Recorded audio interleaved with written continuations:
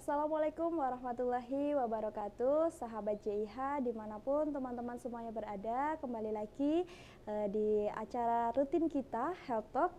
Kali ini saya Dr. Ina Agustin akan berdiskusi dengan Dr. Deska Nindita, spesialis mata, dengan topik gangguan mata yang sering diabaikan. Oke, kita sapa dulu ya Dr. Deska. Selamat siang, dokter. Selamat siang. Oke, kabarnya baik, dok? Alhamdulillah. Alhamdulillah baik. Jadi nanti sahabat JIH silahkan ikuti di live streaming Health Talk kami di Instagram Rumah Sakit JIH Solo. Kemudian apabila ada yang mau ditanyakan, silahkan ketik di kolom komentarnya langsung, nanti kita akan bacakan dan tentunya langsung dijawab oleh ahlinya. Gitu ya sahabat JIH semuanya. Oke dok, kali ini dokter kita tuh akan berdiskusi dok tentang gangguan mata. Mungkin ini sering terjadi di masyarakat, tapi mungkin beberapa tidak aware dok atau kurang peduli gitu dan sering diabaikan dan mungkin komplikasinya mungkin bisa fatal juga ya dokter ya. Nah dokter, sebenarnya untuk gangguan mata sendiri itu dalam kesehatan atau kedokteran mata itu bagaimana ya dok? Apa saja sih dok macam-macam dari gangguan mata itu sendiri dok? Oke, jadi kalau gangguan mata kita bisa bicara dalam konteks yang sangat luas ya. Tapi karena di sini temanya adalah deteksi dini, jadi saya mau ngasih tahu nih yang paling penting, kenapa sih kalau pada gangguan mata itu harus deteksinya pada saat dini. Maksudnya gangguan sekecil apapun kita harus aware atau waspada. Oke, kita periksain nih gitu. Karena kan yang pertama, mata itu kan termasuk bagian dari syaraf ya. Jadi gangguan dini itu adalah kita untuk mencegah kerusakan yang lebih jauh atau mempermudah dari proses pengobatan gitu. Kalau misalnya kita tahu terdapat gangguan, maka kita perlu memeriksakan supaya kita tahu apakah gangguannya itu fatal atau enggak, bisa diperbaiki atau enggak gitu. Untuk gangguannya sebenarnya banyak banget ya gangguan mata Banyak itu. jenisnya ya dok ya? Banyak.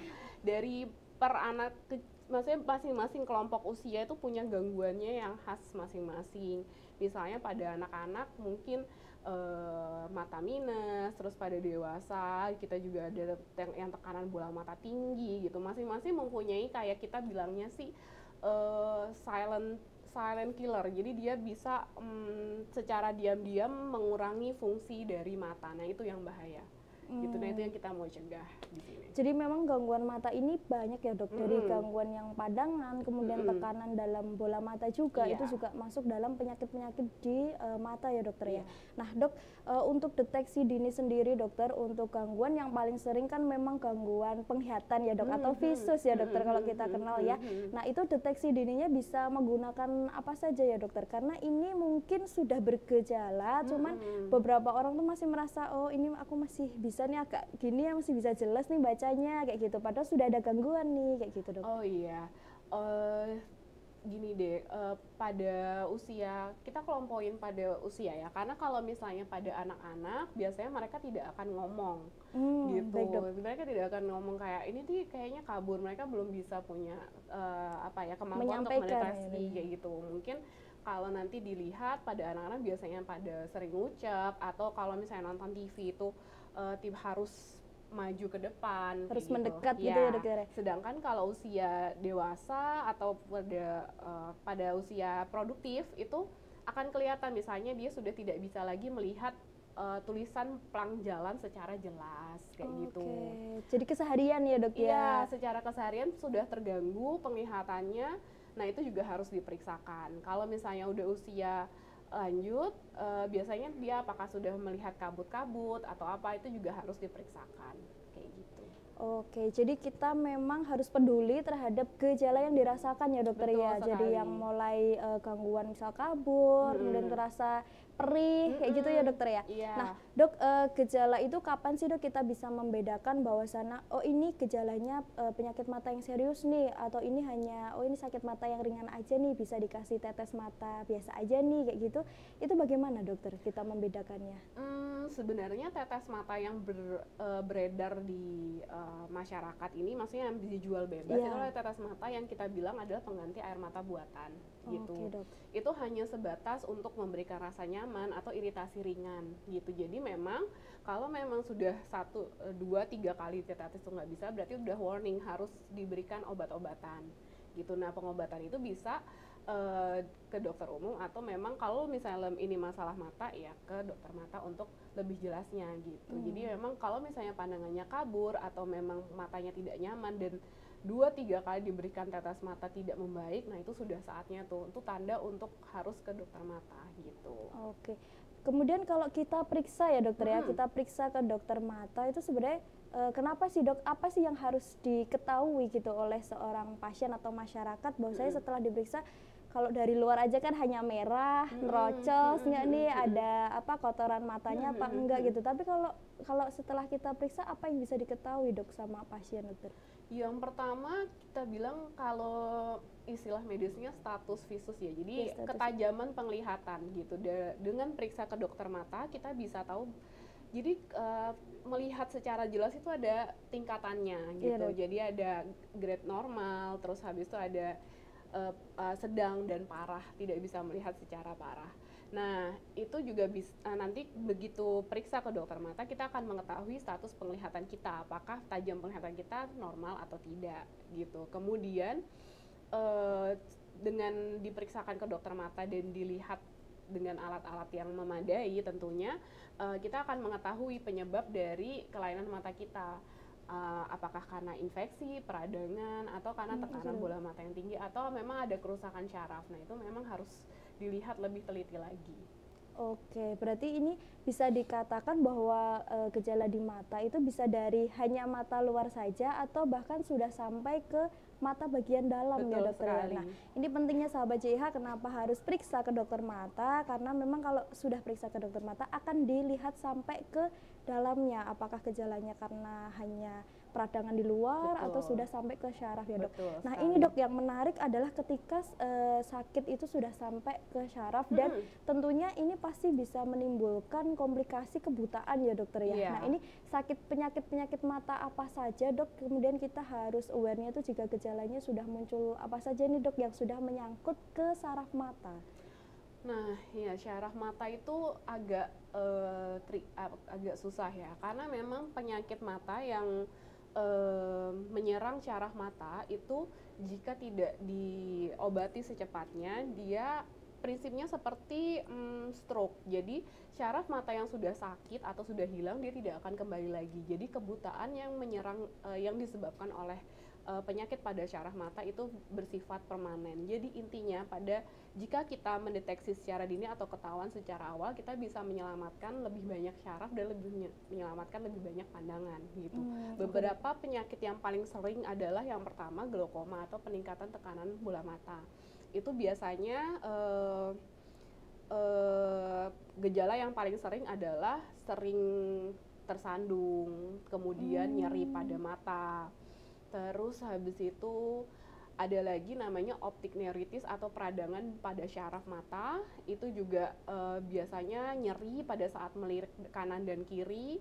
Kemudian pandangannya kabur berangsur-angsur. Tadinya cuma bisa 6 meter, terus tiba-tiba cuma bisa 3 meter. Kemudian terutama ini sih yang paling sering adalah penyakit syaraf mata yang menyerang pasien-pasien dengan gula darah, diabetes mellitus, dan hipertensi. Itu juga syaraf matanya sangat-sangat rentan sekali terhadap perdarahan atau timbunan gula dari penyakit jadi bisa tersebut. komplikasinya ke mata ya betul dokter sekali. Makanya kami juga sering bekerja sama dengan dokter penyakit dalam untuk terutama pada pasien yang punya riwayat gula darah lebih dari 5 tahun untuk kita screening gitu, minimal setahun jadi sekali. Sebelum ada gejala sebaiknya untuk yang sudah ada penderita penyakit kronis ya dokter ya, kayak gula, kemudian hipertensi, itu sebaiknya juga segera diperiksa karena kita untuk tadi ya dok lebih dini penyelamatannya juga akan lebih banyak seperti itu. Nah dok, yang menarik adalah apakah penyakit mata ini dok hanya bisa terjadi di masyarakat yang usianya sudah lanjut usia saja atau sebenarnya bisa juga ini menyerang ke usia anak-anak atau mungkin dewasa muda seperti itu dok? Kalau tadi sih kalau tentang penyakit tergantung ya mbak.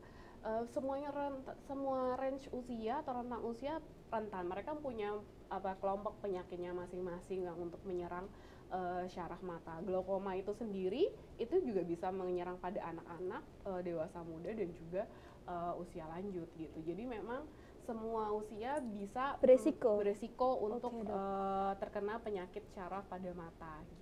Kalau pada anak-anak karena apa, Dok? Bawaan lahirkah atau Iya, mungkin biasanya dari lahir, penyakit bawaan dari lahir.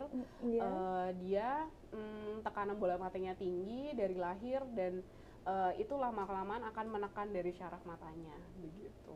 Oke, Dok, berarti ini juga selain dipengaruhi oleh kondisi kesehatan ya, Dokter ya, kesehatan secara sistemik, itu juga bisa dipengaruhi oleh kebiasaan juga nggak, Dok? Betul. Kebiasaan. Nah, kemudian apa sih, Dok, kebiasaan-kebiasaan yang menimbulkan nih faktor resiko untuk terjadinya gangguan mata, mulai dari yang gangguan visus tadi ya, Dokter ya, penglihatan, sampai ke yang paling parah adalah gangguan saraf tersebut. Kalau kegangguan syaraf sih, kalau kebiasaan nggak terlalu ya Mbak ya. Dia paling sering adalah memang bawaan lahir atau memang ada penyakit sistemik kalau dari syaraf itu sendiri. Kalau kebiasaan biasanya kita kebiasaan menonton gadget yang terlalu lama, terus habis itu mengucek mata, dia berhubungan dengan kondisi yang kita bilang minus atau silinder. Iya, betul, gitu. Terutama pada mengucek mata tuh dia bisa meningkatkan silinder juga gitu. Jadi itu memang harus dihindari sih, kebiasaan-kebiasaan seperti sering mengucek mata atau memandang gadget yang terlalu sering, terlalu lama terlalu gitu juga. lama, terutama pada saat melihat gadget di ruangan gelap. Nah itu cepet banget nambahin minusnya. Oke, jadi memang ada pengaruhnya ya, Dok, di ruangan iya, yang terang maupun sekali. yang gelap. Oke, Dok. Nah, Dok, kan tadi kan salah satunya karena mengkucek-kucek mata, kemudian juga screen time. Nah, itu pada anak bisa juga berpengaruh nggak, Dok? Anak-anak zaman sekarang itu kan screen time sangat sering sekali ya, Dokter ya. Nah, itu pasti sih, itu berpengaruh sih, tapi tergantung ya. Jadi gini, kalau penyakit itu dia kebiasaan iya, dan faktor dari anaknya juga bisa gitu. Kan kita juga bisa sering melihat ada orang juga dia punya kebiasaan melihat gadget tapi nggak minus kok, dia baik-baik aja matanya, ya bisa. Cuma pada memang bentuk-bentuk mata ya rentan itu, kalau misalnya dia faktor kebiasaan gadgetnya itu kencang, iya jadi minus kayak gitu.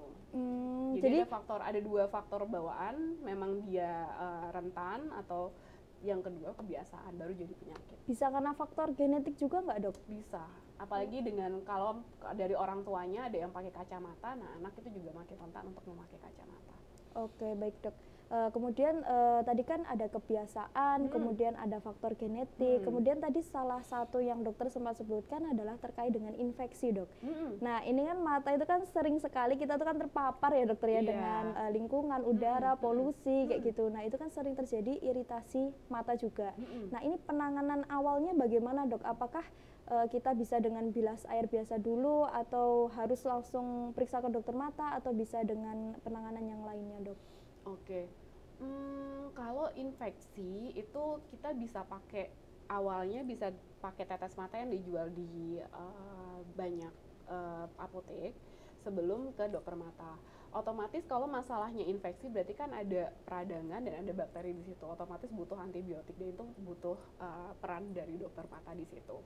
Cuma kalau misalnya yang darurat nih, misalnya kelilipan, terus habis itu kena sesuatu percikan, entah itu debu atau percikan kayak kena serangga, itu bisa dicuci pakai air biasa dulu, nggak masalah sih, sebagai pertolongan pertama. Kemudian ke ini fungsinya apa? Fungsinya kadang itu banyak, juga percikan ini sih, deterjen, nah kayak gitu, sabun gitu ya, Dok ya? Sabun, oli, itu biasanya kan pada saat bekerja suka nyiprat minyak juga, nah itu boleh pakai air biasa dulu. Fungsinya untuk menetralkan iritan yang sudah nempel di mata, yang masuk ke mata, dinetralkan dulu, baru nanti kita baru obatin gitu. Karena mereka kan punya banyak sifat ya, bisa basah, bisa asam, bisa panas. Nah itu kita netralkan dulu pakai air biasa, baru nanti kita obatin. Lebih lanjut ya, Dokter ya. Nah, Dok, untuk penanganan sendiri selain tadi Dok dibilas ya, Dokter ya, supaya netral, kemudian dikasih obat tetes mata, itu ada nggak sih, Dok, penanganan di gangguan-gangguan mata yang harus dioperasi, Dokter?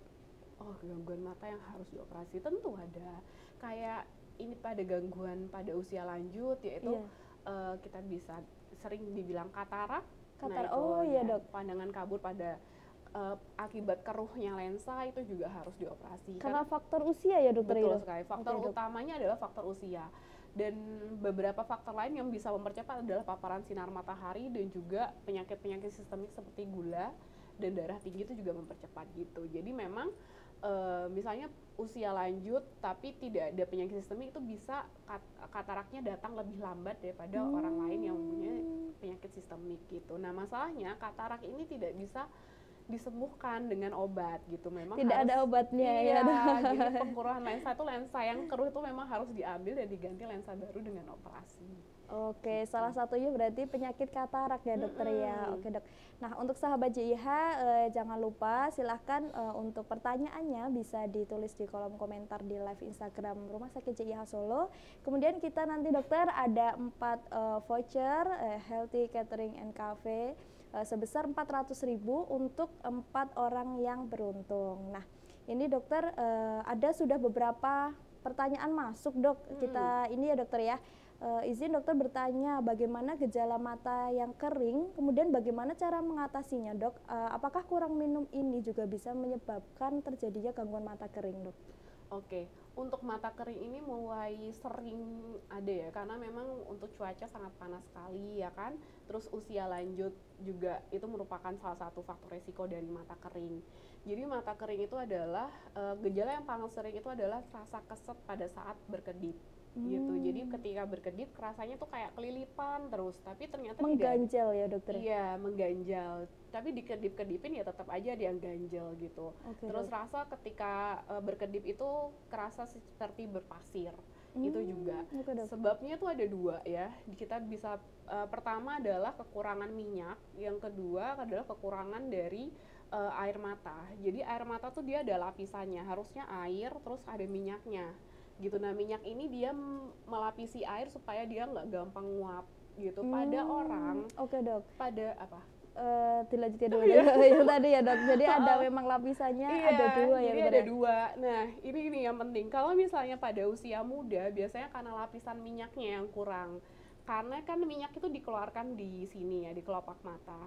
Jika ada peradangan atau memang kelenjar minyaknya itu tersumbat oleh makeup, nah itu bisa juga jadi mata kering juga ya dok ya? Iya, jadi minyaknya dia nggak bisa keluar, jadi matanya kering gitu. Kalau pada usia tua, biasanya produksi air matanya yang berkurang gitu. Jadi minyaknya nggak masalah, tapi memang air matanya yang menurun. Iya, kelenjarnya udah nggak bagus lagi. Oke, ini sangat menarik sekali ya dokter. Ternyata makeup juga bisa menyebabkan terjadinya mata kering. Kemudian kalau terkait dengan ini dok, pekerja kantoran gitu ya dokter, kan sering melihat komputer gitu kan dok. Nah itu apakah juga berpengaruh dok terhadap terjadinya mata kering ini juga? Iya, karena kan tadi aku bilang mata tuh kan melapisi, air mata tuh dia melapisi mata ya, dan dia bisa nguap gitu. Nah kalau pada pekerja kantor masalahnya adalah dia kurang berkedip. Jadi kalau misalnya kita terlalu fokus dok. Iya, kadang kalau kita lihat menurut penelitian ya, kalau kita melihat layar terlalu fokus, kita tuh normalnya orang itu bisa 15 sampai 20 kali berkedip setiap menit.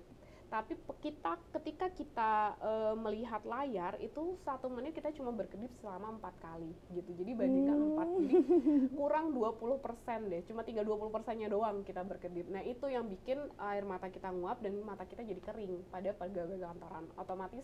Dan plus ini ya, paparan AC-nya kan juga kenceng ya kalau dan itu juga berpengaruh juga ya dokter ya? Jadi makin kering lagi matanya gitu. Gejalanya ya paling itu, sama tiba-tiba pernah nggak ngerasa kita ngelihat handphone layar terus tiba-tiba mata kita ngalir. Iya dok, nah itu sering berarti banget. itulah berarti mata kita sudah terlalu kering, jadi sampai netes air mata sendiri. Oh itu karena memang sudah terlalu kering, kemudian ketika kita berkedip langsung keluar air matanya banyak, karena untuk kompensasi ya dokter ya? Betul. Oke dok, nah ini lanjut dokter, kita ke pertanyaan kedua dari sahabat JIH. Dokter, untuk anak-anak di usia berapakah dok sebaiknya mulai melakukan screening pemeriksaan mata? Oke, kalau screening pemeriksaan jika ada faktor resiko, misalnya pada anak-anak dengan kelahiran prematur, biasanya pada saat bayi itu udah kita screening dulu nih. saat lahir, Dok? Saat lahir, ya saat lahir di usia 6 bulan dan 1 tahun. Tapi kalau misalnya tidak ada riwayat sama sekali, kita bisa mulai screening di usia 2 tahun gitu. Kalau emang ada, nanti pada saat usia 2 tahun nanti akan kita lihat. Jadi ibaratnya ya Mbak, kalau misalnya berjalan saja ada tumbuh kembangnya, mata melihat pun ada tumbuh kembangnya, kayak gitu. Awalnya pada saat bayi, ASEAN itu anak bayi itu dia cuma bisa melihat 1 meter, nanti dia nambah lagi 2 meter, 3 meter. Lalu pada saat balita dia juga akan tumbuh lagi lebih panjang lagi. Nah, kita akan melihat milestone dari penglihatan tersebut gitu. Jadi emang pada usia 2 tahun sudah bisa diperiksa. Nanti start dari 2 tahun nanti akan kita berikan, ketika dia normal dan baik-baik saja, kita bisa lakukan pemeriksaan itu setiap 6 bulan sekali atau 1 tahun sekali kayak gitu. Tapi usia 2 tahun udah bisa kita lihat apakah pasien itu normal atau enggak gitu. Oke, jadi pun tidak ada gejala di usia 2 tahun tuh sebaiknya juga sudah dilakukan ya dokter ya? Iya, bisa juga kita lihat. Karena pada anak-anak ini kita ada golden period ya. Jadi golden period perkembangan. Jadi sama kayak milestone berjalan dan dia pembelajaran dia untuk melihat juga gitu. Jadi kalau misalnya anak ini kalau memang sampai usia kita batasnya 8 tahun ya. Kalau misalnya usia 8 tahun itu tidak terkejar penglihatan secara sempurna, dia bisa terkena mata malas gitu. Artinya adalah syaraf itu tidak berkembang secara sempurna sampai nantinya ketika dia sudah dewasa mau dikasih kacamata minus sebesar apapun dia tidak akan bisa memperbaiki gitu. Karena sudah terlanjur, Dok. Iya, karena perkembangan sudah selesai gitu. Nah, bahayanya pada mata ini adalah kalau alat gerak seperti tangan dan kaki dia bisa dirangsang dengan berjalan terus gerak ya kan. Tapi kalau mata dia hanya bisa penglihatan kita hanya bisa dirangsang dengan penglihatan yang jelas gitu, yang baik gitu. Jadi memang begitu selesai sudah. Jadi sudah tidak bisa diapa-apakan masa lagi. Golden period itu masa-masa kemasan perkembangan tuh tidak bisa kembali lagi. Makanya pada anak-anak itu penting sekali untuk screening kesehatan mata. Oke, Dok, berarti ini yang menarik juga karena mata ini kan termasuk panca indera ya dokter ya. Nah, ini ketika ada gangguan mata sejak kecil atau sejak waktu masih pertumbuhan, apakah ini juga akan berpengaruh terhadap tumbuh kembang anak tersebut, Dok? Tumbuh kembang anak tidak, tapi untuk kesehatan mata dia di kemudian hari ya. Kalau pada anak-anak itu gangguan matanya tidak terdeteksi sejak dini, pertama pada mata malas, kedua dia bisa terkena juling gitu. Jadi juling, mata juling itu betul, ya dokter ya. Juling itu bukan bisa dari ya memang dia juling dari sananya, atau ada gangguan mata yang diabaikan terus dia jadi juling, itu bisa gitu. Nah, kita mau cut di situ. Kami dari Perdemi juga sering untuk melakukan screening pada anak sekolahan karena memang banyak sekali kelainan-kelainan mata yang diabaikan pada anak-anak, sehingga kasihan ya nanti kalau misalnya syarafnya jadi tidak terbentuk dan lain sebagainya kayak gitu. Jadi memang kita lagi menggalakkan screening pada anak-anak untuk saat ini. Karena memang tadi ya dokter dampaknya itu sangat besar sekali terhadap nanti pertumbuhan si anak tersebut di kemudian hari kayak gitu. Karena tidak bisa dikembalikan ya. Oke, Dok, ini ada pertanyaan lagi dokter. Dok, bagaimana pertimbangan dalam penggunaan salep dan tetes mata? Lebih efektif yang mana ya, Dok ya? Oke, itu sebenarnya tergantung dari penyakitnya juga gitu. Salep mata itu dia mempunyai konsistensi yang lebih pekat daripada tetes mata. Otomatis untuk pemberiannya dia lebih jarang gitu. Misalnya tetes mata kita bisa per 3 jam, per 4 jam, tapi kalau misalnya salep mata kita bisa kasih per 8 jam. Berarti sesuai kebutuhan. Kira-kira kalau misalnya pasiennya itu sibuk atau memang lebih susah, misalnya pada kalau anak-anak juga lebih sering pakai salep sih, karena dia lebih, kalau tetes udah lari kemana-mana, kalau salep kan dia paling nggak ada yang masuk kayak gitu. Kalau tetes mata ya paling tergantung sama pasiennya deh, sama penyakitnya juga. Salep juga lebih ke gangguan mata yang ada di kelopak, itu juga kita lebih suka pakai salep. Tapi kalau di dalam biasanya lebih pemilihannya lebih ke tetes mata. Penyerapannya lebih bagus mana, Dok? Kalau misal sakitnya itu ada di bola mata gitu. Kalau penyerapannya sama aja, cuma kan memang kita butuh range obatnya ya. Iya. Jadi kalau salep itu kan karena dia nyerapnya agak lama Betul, gitu, Dok. dan jadi dia cuma bisa 3-4 kali pemberian. Sedangkan kalau tetes mata kita bisa sampai per 1 jam juga bisa kejar gitu. Biasanya kalau misalnya infeksinya udah berat banget dan kita mau kejar dosisnya, kita lebih ke tetes mata gitu. Tapi kalau misalnya infeksinya masih belum terlalu, terus pasiennya juga kurang kooperatif, kita lebih ke salep mata. Oke, dalam terapi gangguan di mata ya dokter, selain obat topikal atau tadi ya dok salep, tetes gitu, sebenarnya ada juga nggak sih dok obat yang diminum dokter? Tentu ada. Pada beberapa, pada mungkin tadi sempat kita singgung namanya radang di syaraf mata, itu lebih lebih membutuhkan obat minum dan obat infus bahkan gitu. Kadang beberapa penyakit mata ada yang kita harus benar-benar kejar pengobatannya sampai harus diminum dan diinfus. Itu cuma memang kok jarang. Gitu. Lebih paling sering itu adalah tetes mata. Karena spesifiknya langsung ke ininya ya dok, Iya, gangguannya karena ya kebetulan dok. mata ini kan organnya di luar ya. Iya. Maksudnya kita bisa tetes dan langsung ke mata gitu daripada minum. Lebih spesifik juga ya dokter ya. Iya betul. Oke, jadi memang masih ada ya dokter yang diminum juga gitu. Nah ini dok ada pertanyaan lagi dokter. Dok izin bertanya, apa penyebab mata sering mengeluarkan blobok? Blobok itu mungkin kotoran kali dok ya, kayak sekret gitu ya. Kemudian bagaimana cara mengatasinya dok? Mungkin ini seringnya bangun tidur terus tiba-tiba keluar banyak kayak gitu dok. Itu kan sangat mengganggu juga ya dokter Iya ya. betul sekali. Jadi kotoran mata di sini kita harus pisahkan dulu mana yang dia normal dan tanda penyakit gitu. Mata itu kan dia tadi aku bilang ada minyak, ada air ya. Minyak itu kalau dia ngumpul makin lama dia beku, nah bentuknya kayak kotoran mata. Itu biasanya keluar pada saat pagi hari. Jadi kalau misalnya keluar kotoran mata pada saat pagi hari atau memang dia cuma ngumpul di sudut mata 2 kali sehari, itu masih dalam batas normal, jadi tidak perlu dikhawatirkan. Gitu. Cuma memang kalau keluar terus sampai dibersihin 10 menit muncul lagi, nah itu harus tanda tanya kenapa bisa itu. Kemungkinan paling besar adalah infeksi gitu. Jadi memang kalau keluar kotoran mata yang berlebihan lebih baik diperiksakan gitu.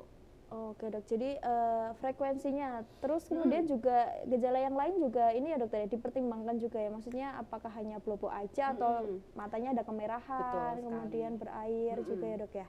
Oke, jadi memang karena faktor terbesarnya adalah infeksi ya dok. Kalau hanya kena kayak misal kita sedang perjalanan nih dok, menggunakan motor kayak gitu, kemudian kena polusi atau mungkin sedang di tempat yang sangat berdebu kayak gitu, itu juga bisa menyebabkan diproduksinya blobok itu tadi nggak dok? Bisa banget, karena kan dengan iritasi itu dia merangsang produksi air mata lebih banyak kan. Nah itu air mata dibarengi dengan minyak tadi bisa memproduksi kotoran mata yang lebih banyak juga gitu. Tapi kalau misalnya tidak dibarengi oleh mata merah atau keluhan lain sih biasanya sih bukan masalah ya, jadi masih aman ya dokter ya. Oke, nah dok kita lanjut ya dokter ya. Dok, bagaimana solusi untuk orang yang bekerja sering di depan layar komputer, tips dan triknya agar matanya tetap sehat dan tidak kering tentunya tadi dok? Iya, aduh masalahnya nih ya kalau ngelihat, jadi gini deh, ibarat melihat itu, mata tuh kan dia bisa melihat jauh dan dekat. Kalau kamera aja kita harus atur fokusnya, otomatis mata juga gitu. Jadi ada di dalam mata namanya otot akomodasi yang dia membantu kita untuk melihat dekat gitu. Nah kalau dia melihat dekat komputer, handphone, itu otot matanya akan bekerja terus-terusan, lama-kelamaan bisa spasem. Itu yang bilang katanya kalau dilihat depan komputer gampang capek, kadang nyut-nyutan. Nah kadang masalahnya adalah spasem otot akomodasi itu gitu. Jadi memang solusinya adalah harus istirahat. Biasanya ini kita ngomong ideal ya dok ya.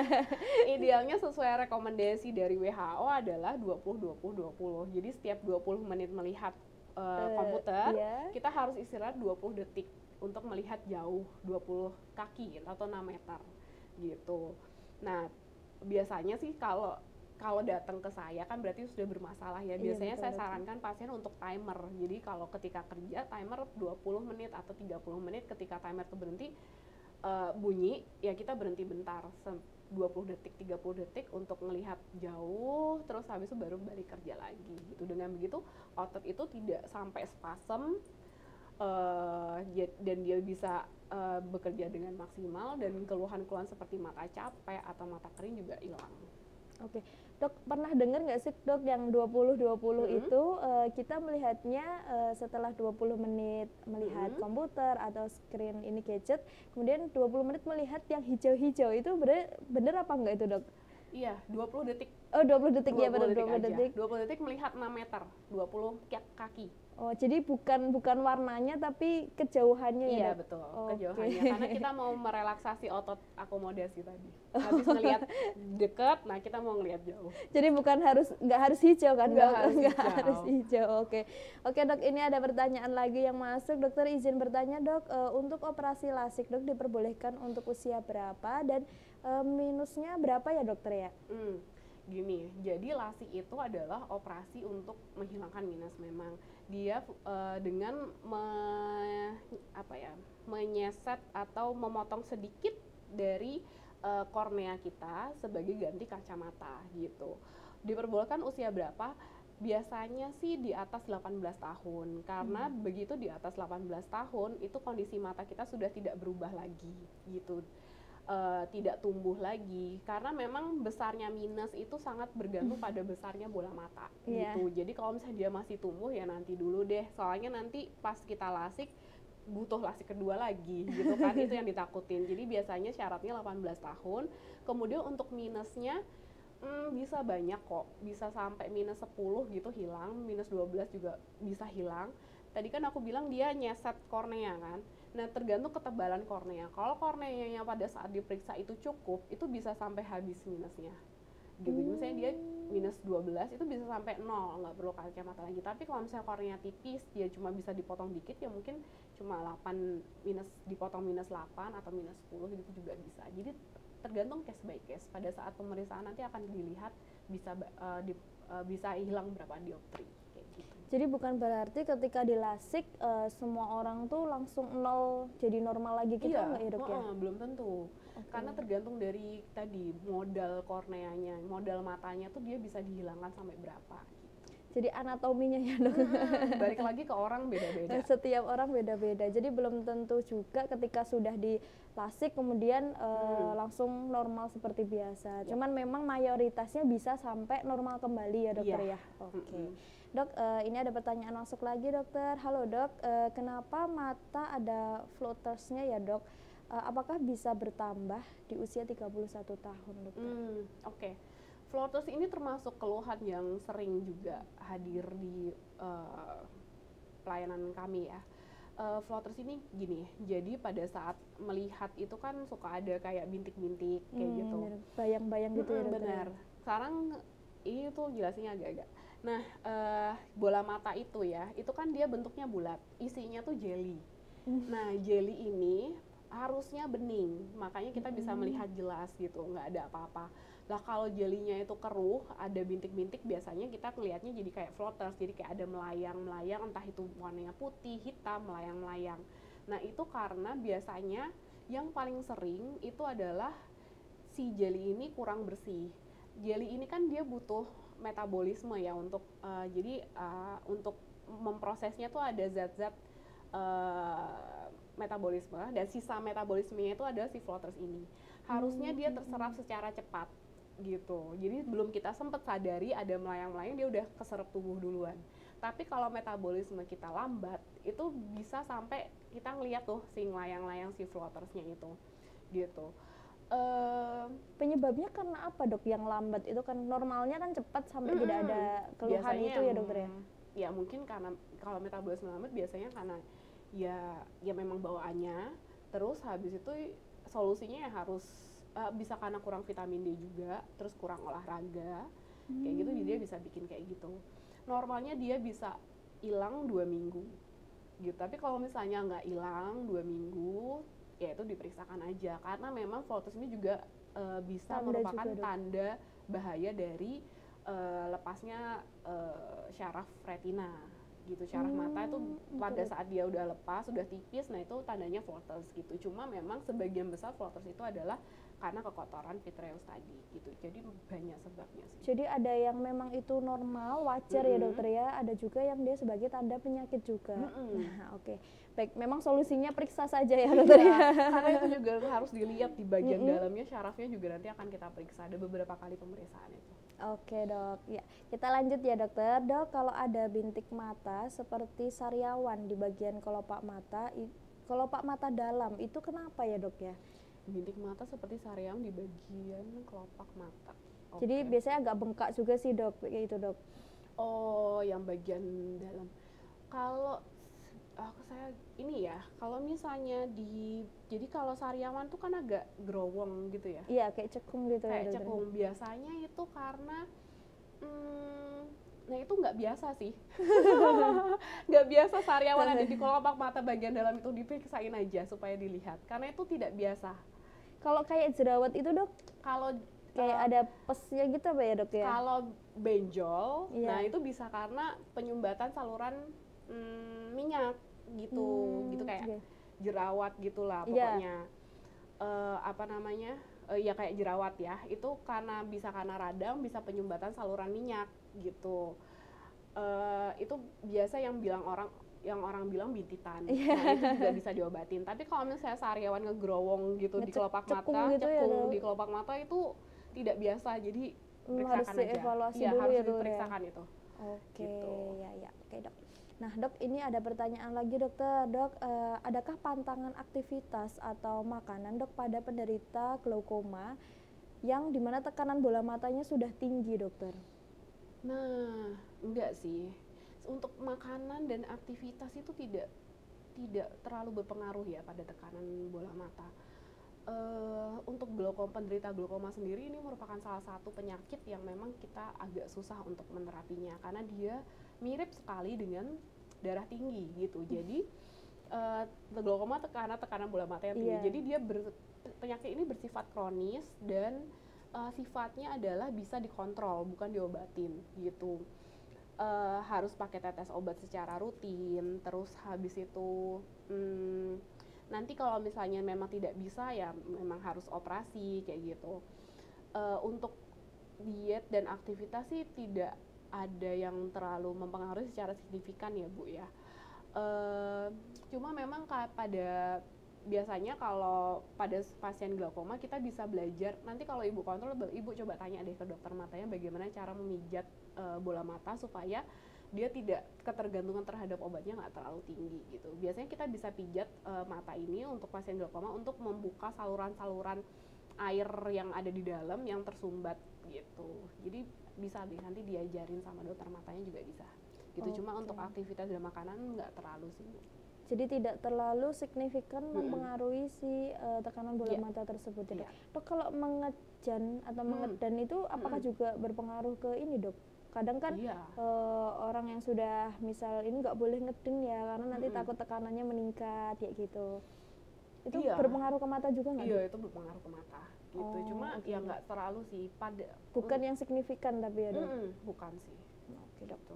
Ya, oke dok, kita lanjutkan lagi dokter. Maaf izin bertanya, apakah ptosis merupakan keturunan dan apakah bisa dicegah dok? Ini ptosis ini ya dokter ya, apa sih ya kelopak matanya yang turun tidak seimbang gitu kanan dan kirinya? Ptosis ini bisa merupakan kelainan bawaan, jadi dari lahir dia ada ptosis gitu. Keturunan bisa juga, untuk dicegah sih nggak bisa gitu. Karena itu yang mengalami kerusakan apa dok? Kerusakan itu ototnya, jadi ototnya tidak terbentuk secara sempurna. Kita kan ngedip ya, buka tutup mata itu menggunakan otot namanya levator. Nah, otot ini kalau misalnya tidak terbentuk secara sempurna, dia tidak bisa naik matanya. Nggak bisa membuka mata maksimal gitu ya dok? Bisa buka mata, jadi dia turun aja di sini. Nah, itu yang bikin ptosis pada anak-anak gitu. Untuk kalau kebiasaan ada bisa menyebabkan ini nggak dok? Kebiasaan buruk misalnya lihat gadget terus kayak gitu bisa menyebabkan kelemahan gitu dok? Enggak sih. Kita bicara ptosis kongnital, tapi ada juga ptosis yang karena jadi gini, ptosis kongnital itu adalah ptosis yang pada saat lahir, nah dia ptosis gitu. Tapi ada ptosis yang pada saat usia 5 pas 10 tahun apa udah lahir agak lama dia baru kelopaknya turun. Nah, itu juga bisa. Itu biasanya karena ini banyak mengucek mata.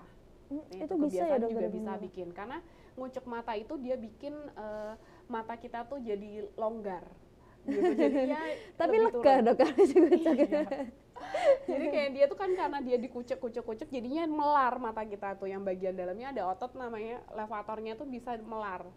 Nah, itu yang bikin ptosis gitu. Cuma kalau yang dari lahir sih nggak ada sih untuk pencegahannya, itu soalnya bawaan lahir sih. Tapi bisa dioperasi nggak dok Bisa. untuk perbaikan gitu? Bisa dan harus gitu. Jadi ptosis itu apalagi tergantung sih, ptosisnya itu ada yang nutupin mata banget, ada yang enggak. Kalau misalnya cuma seperempat mata nggak nutupin, itu nanti dulu nunggu dia agak besar baru kita operasi. Tapi kalau nutupin, kita bilangnya visual aksis, nutupin pandangan, harus dioperasi karena kita mau mencegah mata malas. Tapi ada juga nggak dok penyakit yang bisa menyebabkan terjadinya ptosis itu selain tadi kebiasaan bawaan lahir kayak gitu dok? Bisa. Pada stroke itu misal dok, stroke Bisa. atau Iya, karena itu kelemahan syaraf ya. Iya. Pada stroke bisa. Banyak sih. Ptosis ini bisa karena kelemahan ototnya, yang tadi karena mengucek-ngucek aponeurosis. Kemudian kelemahan syaraf karena lumpuh syarafnya. Kemudian bisa juga karena dorongan mekanik, bisa misalnya ada benjolan yang memaksa kelopak mata ini turun, itu juga bisa. Jadi pada banyak. tumor gitu juga bisa Iya, ya dokter? pada tumor kepala, tumor di dahi itu juga bisa untuk memaksa kelopak mata ini turun dan jadi ptosis. Oke dok, oke dok. Nah ini dokter ada pertanyaan lagi dok dari sahabat CIH. Bu dokter, ini si anak usia 5 tahun sering kedip-kedip mata sama kucek mata. Kalau ditanya itu katanya gatal. Apakah mungkin dok itu karena alergi? Terus untuk usia 5 tahun apa sudah bisa diketahui mata minus dan silindernya dokter? Oke. Bisa, usia 5 tahun bisa untuk diketahui minus dan silindernya. Yang penting adalah untuk anak-anak ini dari rumah itu sudah diedukasi. Jadi nggak datang-datang takut sama dokternya, aduh susah banget lah itu. Tapi kalau anaknya kooperatif, maksudnya dia nggak takut sama dokternya, kita bisa usahakan gitu. Karena untuk tes penglihatan itu juga nggak cuma angka atau huruf, kita bisa gambar juga bisa kita pakai tes gambar juga bisa. Terus habis itu kemarin juga aku dapat usia 3 tahun juga bisa kok, nggak ada masalah. Untuk kucek mata itu mungkin nggak kanan kiri, mungkin juga untuk anak-anak usia sering kucek-kucek mata itu juga bisa karena gatal gitu. Cuma kan memang ya kita takutkan kan tadi ya, dan anak tuh tidak bisa ngomong kalau dia nggak jelas ngelihatnya gitu. Jadi dia akan diem, dia cenderung takut untuk ngomong kalau dia tuh nggak jelas ngelihatnya gitu. Jadi tidak bisa menyampaikan dengan jadi, clear juga ya dokter ya. Jadi kasihan anaknya sih gitu. Tapi kalau misalnya dia ngelihat jauh pelajaran nggak ada masalah ya nggak apa-apa. Tapi takutnya kan dia kucek-kucek karena dia nggak jelas gitu, dikucek-kucek supaya jelas. Tapi tetap nggak jelas juga karena kan masalahnya bukan dikucek mata gitu. Iya, itu betul. boleh diperiksakan. Oke dok, terima kasih dok. Kita lanjut ya dokter. Izin bertanya dok, apa yang harus dilakukan ketika penglihatan kabur atau terdistori yang tiba-tiba? Jadi tiba-tiba pandangannya kabur aja gitu dok? Istirahat gitu, karena banyak banget ya. Jadi untuk melihat itu kita punya banyak banget prosesnya. Jadi kan cahaya itu masuk ke kornea, terus habis itu masuk ke pupil, masuk ke jeli tadi, vitreus dan syaraf gitu. Semua gangguan dalam lini ini dia bisa menyebabkan distorsi gitu. Even sesimpel mata kering aja itu dia juga bisa menyebabkan distorsi gitu. Jadi biasanya yang paling sering nih itu mata kering gitu. Ibaratnya gini deh, lihat kaca itu kalau misalnya terlapisi air secara sempurna itu dia akan jernih. Cuma kalau belentong-belentong airnya, nah itu pasti terdistorsi kan, jadi kabur kan. Nggak jelas gitu ya dokter. Betul. Terus habis itu otot akomodasi juga. Kalau misalnya dia fokusnya bisa mengatur dengan baik, terus habis itu kan ngelihatnya jelas. Tapi kalau fokusnya tidak bisa diatur dengan baik, dia juga akan kabur gitu. Jadi kalau misalnya terjadi tiba-tiba, yang pertama kali istirahat dulu, tenang. Dilihat 5 menit, 10 menit gitu. Kalau misalnya dia membaik ya berarti itu mungkin masalah kekeringan atau kecapean atau bisa juga karena posisi tubuh. Misalnya kan pada saat duduk terus tiba-tiba berdiri itu kan kadang Agak juga gelap, gelir gitu ya. agak liar itu juga bisa gitu. Jadi pertama istirahat, tapi kalau menetap silahkan periksa, nanti kita cari Oke, penyebabnya. jadi kalau sifatnya hanya sementara dan bisa kembali lagi normal, berarti itu masih aman ya dokter Masih ya. aman. Tapi kalau memang keluhannya sudah menetap, pandangannya tidak jelas terus-menerus, nah itu sebaiknya segera periksa ke dokter mata gitu. Oke dok, kita lanjut ya dokter. Dok, bila mata minus terus kita abaikan, akan mengakibatkan apa saja komplikasinya untuk jangka panjang dokter? Oke, ini usia berapa dulu? Kalau misalnya dia sudah misalnya karena nggak ada di usia aku jelasin ya. Kalau dia di bawah 12 tahun, yang paling fatal adalah mata malas gitu. Jadinya perkembangan syaraf nggak sempurna gitu. Normalnya sesimpel gini, normalnya orang bisa melihat 6 meter, dia cuma bisa 5 meter gitu. Tapi itu kebawa sampai dewasa, mau pakai minus sebanyak apapun, mau dilasik juga tetap dia cuma bisa ngelihat 5 meter. Itu kalau kita abaikan pada usia anak-anak. Tapi kalau misalnya udah dewasa, misalnya udah lewat dari golden period, masa keemasan perkembangan syaraf matanya, itu akibatnya adalah ya matanya minusnya nambah gitu. Jadi kan semakin berat ya dokter? Iya, semakin berat karena mata minus itu dia sangat berhubungan sekali dengan panjang bola mata. Semakin panjang bola matanya, dia minusnya semakin banyak. Nah, pertumbuhan panjang bola mata ini sangat dipengaruhi dengan kepatuhan memakai kacamata gitu. Jadi kalau misalnya kacamata yang bolong-bolong ya dia akan semakin heboh pertumbuhan matanya itu, jadi minusnya semakin banyak. Itu aja sih. Berarti kalau misal kadang kan sering ya dok, karena minusnya masih 0,25 kayak gitu kan nggak terlalu signifikan ya berpengaruh, terus kemudian nggak pakai kacamata takutnya ketergantungan nih gitu, itu justru malah semakin memperberat ini ya dokter? Iya, nanti dia akan nambah lagi gitu. Kalau Memang misalnya harus patuh ya dokter ya? jadi memang harus pakai kacamata sih, kecuali pada usia di atas 30 tahun ya udah itu untuk penambahnya udah nggak terlalu heboh lagi deh, karena kan pertumbuhan mata ya udah stagnan stop ya dok ya? Udah stop gitu. Tapi kalau usia produktif, nah itu harus patuh untuk memakai kacamata supaya minusnya nggak nambah banyak. Oke dok, ya. Nah ini berkaitan dengan mata minus dok. Nah ini untuk ada pertanyaan terkait dengan operasi lasik dok. Apakah setelah operasi lasik tadi kan masih bisa ini ya dokter tidak total kembali normal. Nah itu apakah bisa cenderung untuk minus lagi dan bisa bertambah lagi dok?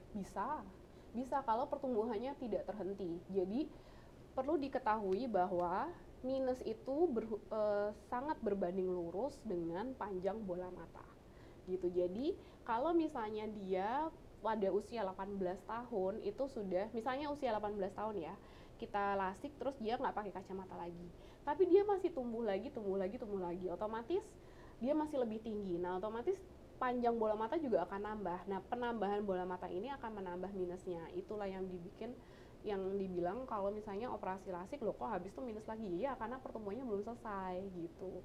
Makanya beberapa syarat dari operasi lasik itu adalah minimal 18 tahun atau kalau laki-laki 21 tahun. Cuma kan memang tergantung kebutuhan ya sekarang ya. Kadang ada yang aduh saya pokoknya usia 18 tahun harus hilang, karena kan ada syarat masuk sekolah kedinasan dan lain-lain gitu. Jadi ya memang harus, kalau memang maksudnya usia dini lasiknya ya harus menelan resiko bahwa dia akan minus lagi di kedepan tahu konsekuensinya berarti ya dokter ya. Ya gitu. berarti walaupun memang nggak banyak ya minusnya, paling 1-2 tapi tetap bisa minus lagi. Berarti memang masih potensi untuk bertambah minus, terutama yang masih perkembangan matanya masih berjalan terus ya dokter ya. Oke dok, ini ada pertanyaan lagi dok. Dokter, anak saya usia 16 tahun, minus 7 dan 8. Untuk pengobatan atau tindakan apa yang bisa dilakukan dok? Kemudian harus bagaimana nih dok? Oke. Masih 16 tahun iya, ya dok? masih 16 tahun sih. Untuk saat ini yang bisa dilakukan adalah memakai kacamata secara patuh ya. Patuh ya dok? Pakai kacamata terus, karena kita mau mengurangi minusnya ya. Maksudnya minusnya 7-8 masih bagus lah untuk dilasik, masih oke lah. Cuma belum bisa dilasik untuk usia 16 tahun, nunggu sampai dia stop pertumbuhannya baru kita bisa lasik gitu. Untuk saat ini sih pakai kacamata dulu, kecuali pada saat mandi dan pada saat tidur gitu. Itu aja sih untuk saat ini. Berarti ketika masih di usia 16 tahun bisa disarankan pakai kacamatanya dulu ya dokter ya. Nanti dulu. sampai usia 21 Yes. tahun ya tadi dok, itu udah bisa mulai dilakukan operasi. Bisa. Oke dok, ini dok ada pertanyaan lagi, jika melihat garis lurus itu tiba-tiba terlihatnya seperti bergelombang dokter, atau mungkin double-double ya dokter ya, ini merupakan tanda gejala apa ya dok? Nah, iya bisa juga ini merupakan gejala AMD, bisa. Intinya adalah kalau misalnya ngelihat garis lurus tiba-tiba berbelok, nah itu ada gejala kelainan di makula atau di bagian syaraf titik fokus penglihatan kita gitu.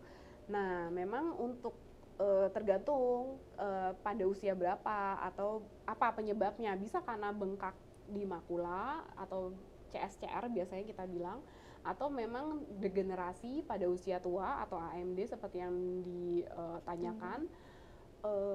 Itu juga bisa. Jadi memang harus diperiksa karena kita harus melihat bagian syarafnya, bagian makulanya itu bentuknya seperti apa dan apa kelainannya gitu. Itu bisa dilihat kok dari syarafnya. Oke, berarti memang titik gangguannya itu ada di makula itu tadi ya dokter ya, syaraf matanya. Bisa diperiksakan lebih lanjut supaya tahu ya dok kondisinya seperti apa. Oke dok, pertanyaan terakhir dokter dari sahabat JIH, dokter izin bertanya, mata jadi berair dan keterbatasan memandang saat terkena cahaya yang silau dok, itu termasuk normal atau gangguan ya dokter ya? Menurut aku normal sih, mata jadi berair dan keterbatasan memandang saat cahaya. Iya, karena gini, pada cahaya yang silau itu nanti kelihatan deh bedanya. Jadi kayak kita ada organ namanya pupil gitu. Nah dia fungsinya untuk mengatur cahaya yang masuk pada mata. Pada pasien cahaya yang silau, pupil ini mengecil gitu. Nah itu yang bikin pandangannya jadi terbatas gitu. Tadinya dia bisa melihat lebih luas ya. Terus jadinya kecil banget karena dia harus mengatur pupilnya jadi apa ya, lubang untuk melihatnya itu lebih kecil gitu. Kenapa harus kayak gitu ya? Karena intensitas sinarnya tinggi banget gitu. Kalau itu dibiarkan, nanti kalau sinar yang sangat terang masuk ke dalam retina, dia juga bisa shock nih retinanya, syarafnya gitu, akan bisa gelap sementara. Juga, iya bisa juga gitu, gelap sementara sih biasanya, cuma baliknya sekitar 1,5 menitan normalnya gitu. Jadi itu normal kok, mata jadi berair dan keterbatasan, maksudnya jadi mandangnya terbatas gitu, itu masih bisa normal. Kadang kan kalau kena sinar yang silau kuat ya dok, sinar yang cahaya yang sangat terang kayak gitu, tiba-tiba setelah agak memicingkan mata, kemudian pas buka mata tuh kayak berbayang dok. Iya. Itu wajar ya berarti? Itu wajar. Itu wajar kalau balik dalam waktu 1,5 menit. Maksimal 90 detik. Gitu, kita itu soalnya gini. Kita bilangnya tuh foto stres. Jadi kayak paparannya itu sangat sangat tinggi untuk mata ini, jadi dia nggak biasa ngelihat, jadinya dia istilahnya terpukul lah si syaraf mata ini, jadi butuh waktu untuk recovery. Normalnya adalah 90 detik, tapi kalau habis ngelihat cahaya terus habis itu udah 2 menit atau 5 menit nggak balik-balik, nah itu tanda tanya sih. Berarti itu tanda adanya gangguan mata. Gangguan mata itu harus red flag, harus segera periksa. Oke dok, siap dokter. Nah ini sudah selesai dok pertanyaannya. Jadi sahabat JIH semuanya, bahwa gangguan mata ini sangat perlu diperhatikan ya. Jadi jangan mengabaikan terjadi gangguan pada mata sahabat JIH semuanya. Dan kemudian sahabat JIH juga bisa mengkonsultasikan semua gangguan-gangguan kesehatan terutama di mata ya, itu ke Polimata. Dan kita tanyakan dok untuk jadwalnya dokter Deska sendiri di Rumah Sakit JIH kapan dok? Senin, Selasa, Rabu jam 8 sampai jam 10. Senin, Selasa, Rabu jam Senin, Rabu, Jumat. Astagfirullah. Senin, Rabu dan Jumat ya jam 8 sampai jam 10 pagi. Jam 8 sampai jam 10 pagi. Oke, boleh dicatat ya buat sahabat JIH semuanya. Jadi kalau misal ada keluhan mata, kemudian ada gangguan di pandangan kayak gitu, bisa diperiksakan dan dikonsultasikan lebih lanjut oleh dokter spesialis mata. Oke dokter, terima kasih dokter atas ilmunya dan diskusinya dengan sahabat JIH semuanya. Terima kasih. Dok, ada pesan ini dokter untuk sahabat JIH terkait dengan kondisi kesehatan mata? Oke. mata ini adalah anugerah Tuhan ya, Allah Subhanahu wa taala yang diberikan pada kita untuk melihat dunia. Jadi tolong dijaga baik-baik. Jika merasakan gangguan atau gejala, lebih baik diperiksakan daripada nanti kita agak susah ke depannya, gitu aja sih ya. Ya, oke, terima kasih Dokter Deska. Baik, untuk sahabat JIH, ini tadi kita umumkan ya untuk pemenang giveaway voucher dari Healthy Cafe and Catering Rumah Sakit JIH Solo. Berikut ini ada nama akun Seril, kemudian Nick Mamo, kemudian Muarif Frestu, dan Wanti. Nah, nanti untuk pemenang giveaway ini akan dihubungi oleh petugas dari Rumah Sakit JIH Solo untuk vouchernya dan tindak lanjutnya. Begitu, terima kasih sahabat JIH semuanya. Jangan lupa selalu pantau untuk Instagram di Rumah Sakit JIH Solo. Tentunya kita akan diskusi terkait dengan kesehatan dengan dokter-dokter spesialis di Rumah Sakit JIH Solo. Saya Dr. Ina, terima kasih. Mohon maaf atas diskusi pada hari ini. Wassalamualaikum warahmatullahi wabarakatuh. Terima kasih Dokter Desi. Ini akun beneran, Mbak? Ini pemenang beneran?